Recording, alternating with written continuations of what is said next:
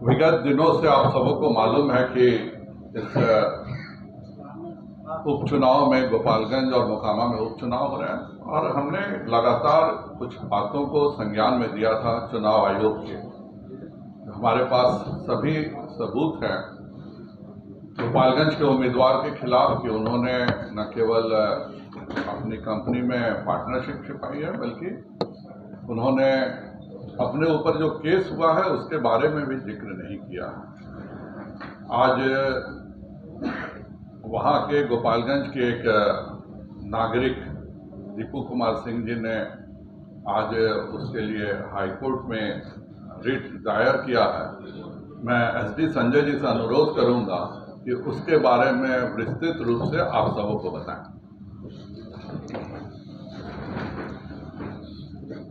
बिहार भाजपा के अध्यक्ष डॉक्टर संजय जायसवाल जी।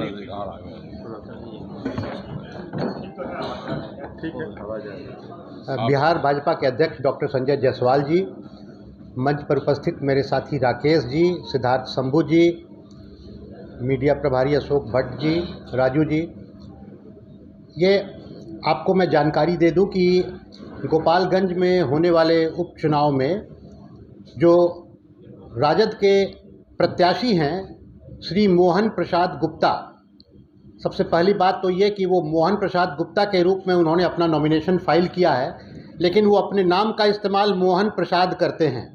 Facebook account उनका मोहन प्रसाद है, ईमेल अकाउंट उनका मोहन प्रसाद है, लेकिन वो अपना नाम मोहन प्रसाद गुप्ता के नाम से उन्होंने फाइल किया है अपना नॉमिनेशन। अपने नॉमिनेशन में उनको उसके साथ में एक शपथ पत्र देना होता है और सुप्रीम कोर्ट के जजमेंट के हिसाब से उनको उसके साथ में एक डिक्लेरेशन देना है कि मैं इस शपथ पत्र के जरिए जो भी जानकारी दे रहा हूँ वो बिल्कुल सत्य है, मैंने कोई बात नहीं छिपाई है।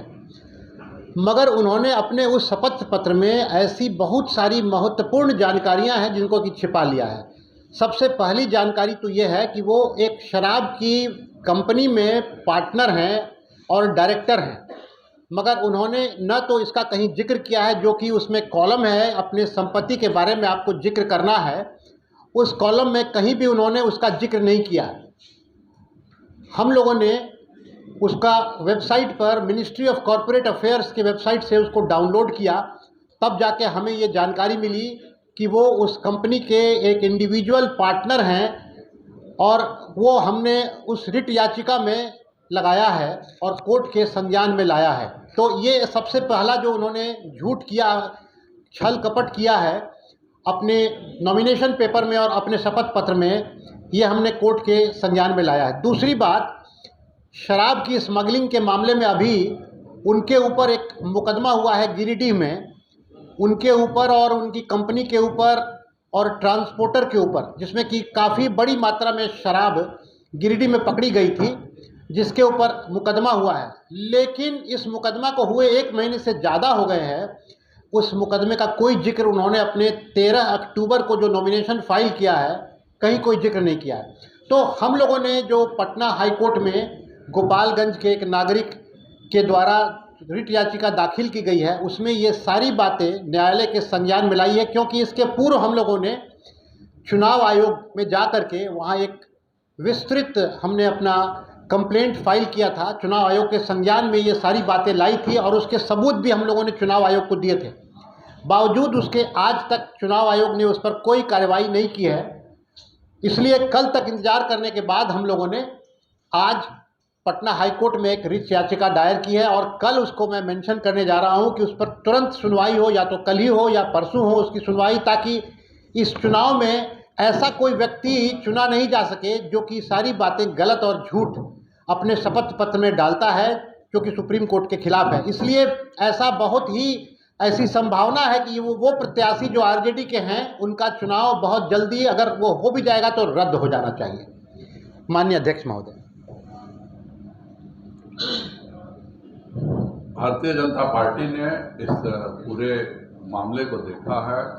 आज भी आरओसी में उन्हीं का नाम है। एक अफवाह उड़ाई जा रही है कि वह कंपनी से इस्तीफा दे चुके हैं। इस तरह की बातें केवल अफवाह होती हैं। आपका कोई भी कंपनी से नाम तब हटता है जब आप आरओसी में अपना नाम हटाते हैं। यह दुनिया के हर जगह सत्य है। आप सरकारी नौकरी में आप इस्तीफा दे दीजिएगा तो जब तक आपका इस्तीफा कबूल नहीं किया जाता तब तक नहीं माना जाता है। तो यह एक शैडो बनाया जा रहा है, फर्जी पेपर फिर दिया जा रहा है। आज भी आरओसी में उन्हीं का नाम है, आज भी डायरेक्टर के DIN में उन्हीं का नाम है। और इसलिए मैं माननीय उच्च न्यायालय से अनुरोध करता हूं कि इस रिट पिटीशन को शीघ्र संज्ञान में लिया जाए। बिहार के 3.5 लाख नागरिक शराब पीने के आरोप में जेल में बंद हो चुके हैं, और जिस प्रदेश में 3.5 लाख नागरिक जेल में बंद हुए हों, उस प्रदेश के ही मुख्यमंत्री जिसने यह कानून बनाया, उसके गठबंधन से एक ऐसा व्यक्ति चुनाव लड़ता है जो कि शराब के फर्जी व्यवसाय में, आबकारी चोरी में संलग्न है। और इसको लेकर के जो हाई कोर्ट से लेकर सुप्रीम कोर्ट तक ने बहुत सारी टिप्पणियां की हैं बिहार सरकार के ऊपर। दूसरे तरफ हाई कोर्ट ने टिप्पणी की है चुनाव आयोग पर भी। यह जो नगर निगम का चुनाव था उसमें भी हाई कोर्ट ने बहुत ही सख्त टिप्पणी की थी चुनाव आयोग पर, निर्वाचन आयोग पर। आज भी हाई कोर्ट की किसी भी बात का पालन बिहार सरकार नहीं कर रही है, न निर्वाचन आयोग। आज हम पहले चुनाव आयोग ही गए थे पर हमें इंसाफ नहीं मिला, इसलिए हम हाई कोर्ट में आज रिट डाले हैं। मुझे पूरा विश्वास है कि कल माननीय उच्च न्यायालय के माननीय न्यायाधीशों से मेरा अनुरोध रहेगा कि इस तरह की जो अनर्गल कार्य करके जनता के, नागरिक के अधिकारों का उल्लंघन किया जा रहा है, और वह भी एक ऐसे मुद्दे पर किया जा रहा है जिस पर आप खुद यहाँ के मुख्यमंत्री ने 3.5 लाख लोगों को कानून बना के जेल भेजा हो, और तब उसके पार्टी के समर्थन से कोई उम्मीदवार चुनाव लड़ रहा हो जो कि आबकारी घोटाले में संलिप्त हो। यह बहुत दुखद है। मुझे पूरा विश्वास है कि कल हाईकोर्ट अवश्य इस पर संज्ञान लेगा, तुरंत इस पर बहस होनी चाहिए, जिससे कि गोपालगंज के नागरिकों के अधिकार में किसी प्रकार की तकलीफ नहीं आए। यही हमारा अनुरोध, भारतीय जनता पार्टी का अनुरोध है, और हम इसलिए अनुरोध कर रहे हैं क्योंकि हमें चुनाव आयोग से न्याय नहीं मिला है।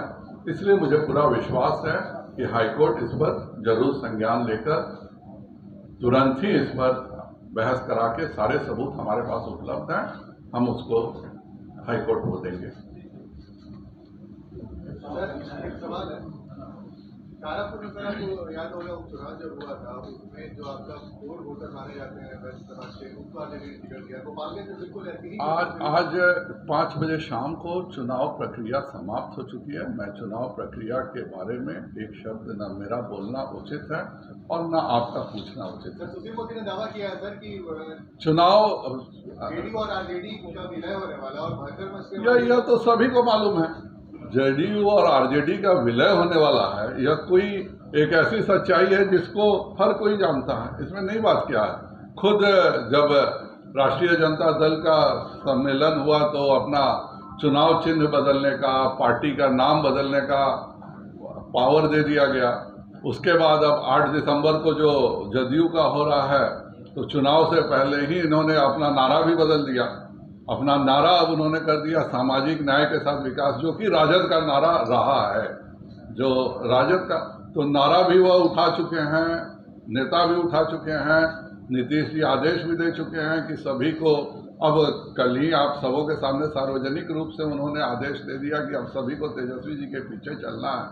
तो यह कोई ऐसी छुपी बात नहीं है जिस पर बहस। क्या चीज आप लोग के संपर्क में है क्या जेडीयू विधायक? बहुत सारे पूरे जदयू के हर वह कार्यकर्ता हम लोगों के संपर्क में है जिस बेचारे ने लालू जी के खिलाफ लाठियां खाई हैं, जिस बेचारे के परिवार को गोली मारा गया। एक कबड्डी का खेल होता है उसी जिसमें कि एक प्लेयर एकदम लाइन पर खड़ा रहता है और हमेशा धमकाते रहता है कि अब हमको खेलने दो, और नहीं तो हम 2 लाइन क्रॉस कर जाएंगे, तुम आउट हो जाओगे। तो कुछ राजनीतिक में कुछ ऐसे लोग हैं जो हमेशा लाइन पर खड़े रहते हैं, जिसके अपने ही टीम को धमकाते रहते हैं कि अगर कोई दूसरा लीड किया तो मैं भी पार कर जाऊंगा, पूरी टीम ही आउट हो जाएगी। 5 बजे शाम को सारा चुनाव प्रचार बंद हो चुका है। अगर किसी ने भी, मुख्यमंत्री का भी अगर कोई प्रचार हो रहा है या किसी का भी प्रचार हो रहा है, तो निश्चित रूप से चुनाव आयोग को संज्ञान लेकर के, चाहे वह मुख्यमंत्री ही क्यों ना हो, उस पर कार्रवाई होनी चाहिए। मैं इस प्रकार की बातें नहीं करता। नहीं, बहुत अच्छी तस्वीर थी जिस तरह से अब 8 दिसंबर के बाद की तस्वीर आज ही हमें दिखी कि किस प्रकार से एक उप मुख्यमंत्री के पीछे पीछे राष्ट्रीय अध्यक्ष और संसदीय बोर्ड के अध्यक्ष जा रहे थे, तो जिनकी चाकरी 8 दिसंबर के बाद करनी है उसका अभी से ही शुरू हो गया। क्योंकि सुशील मोदी ने दावा किया था, राजी दावा कर रहे हैं, तो क्या ऐसा भविष्य में संभावना है कि आप लोग कह रहे हैं कि जेडीयू विधायक संपर्क में, तो क्या बीजेपी की सरकार बना सकती है अपने दम पर विधायकों के संपर्क? जिस दल का विघटन निश्चित हो उस दल के बारे में मैं कोई टिप्पणी करना नहीं चाहता।